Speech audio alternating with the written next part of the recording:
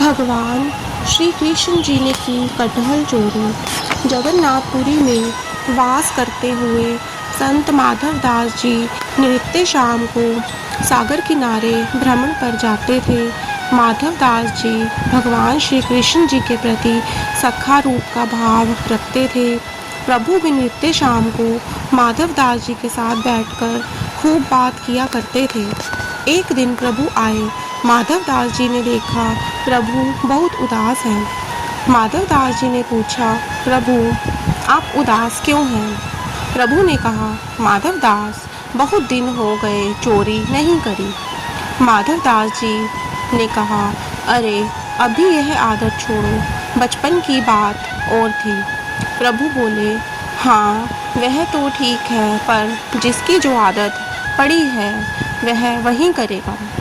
माधव दास जी ने प्रभु को बहुत समझाया, पर प्रभु नहीं माने। अंततः माधव दास जी ने कहा, इतनी बड़ी है तो चोरी कर ही लो। प्रभु बोले, कर तो ले पर सखा नहीं है। वृंदावन में तो बहुत सखा थे, यहाँ कोई नहीं है।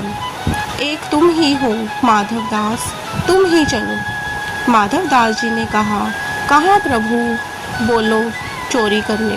माधव दास जी बोले, अरे प्रभु हमें चोरी करना नहीं आता, हमने जिंदगी भर भजन किया है।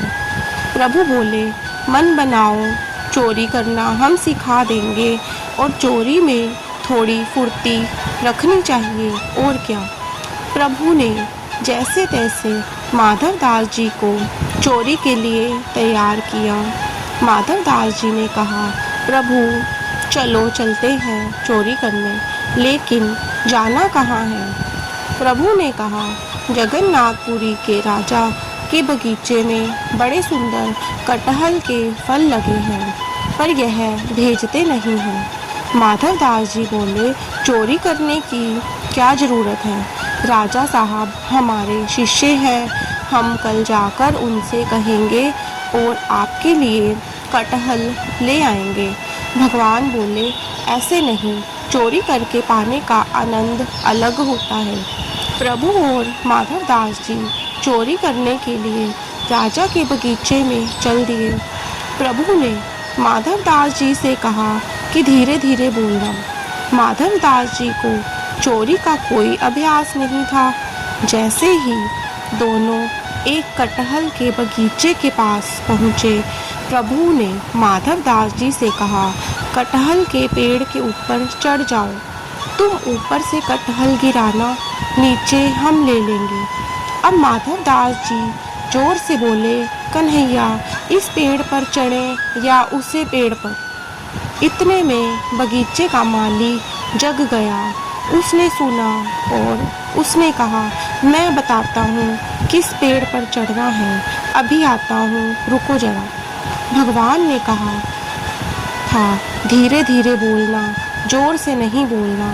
माधव दास जी बोले, अच्छा ठीक है प्रभु। बगीचे का माली आया। तब तक माधव दास जी और प्रभु जी एक पेड़ के पीछे छुप गए और माली पुनः सो गया। पुनः प्रभु ने माधव दास जी से कहा, इस पेड़ पर चढ़ो और धीरे बोलना। माधव दास जी पेड़ के ऊपर चढ़ गए। भगवान ने कहा, ऊपर से कटहल तोड़कर गिराना, नीचे हम पकड़ लेंगे। माधव दास जी ने जोर से पूछा, प्रभु यह वाला कि यह वाला? आवाज़ सुनकर बगीचे का माली पुनः जाग गया और डंडा लेकर आया। इतने में भगवान अंतर ध्यान हो गए। माधव दास जी पेड़ से उतरने लगे। माली ने उन्हें पकड़ लिया और अंधेरे में दो डंडे लगा दिए और रात भर बांध कर रखा और कहा, सुबह राजा जी के पास ले चलेंगे। अब माधव दास जी इधर उधर देखने लगे और माली ने पूछा, क्या देख रहे हो? माधव दास जी ने कहा, कुछ नहीं। मन ही मन माधव दास जी ने सोचा कि वह कहाँ है और जो हमें इधर ले आए थे। सुबह हुआ। माली माधव दास जी को राजा जी के पास ले जाने लगे। रास्ते में ही राजा जी मिल गए।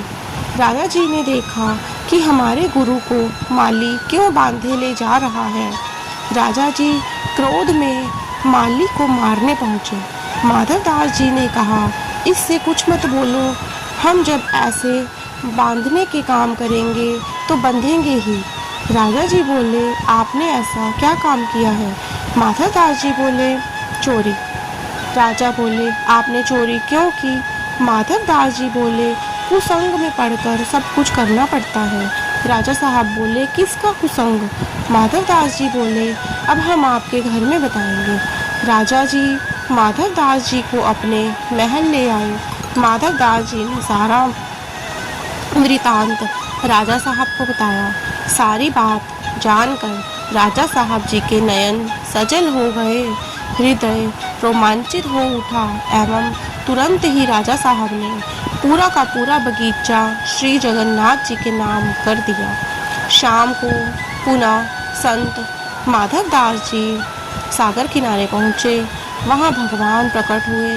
भगवान ने माधवदास जी से पूछा, और संत जी रात कैसी कटी?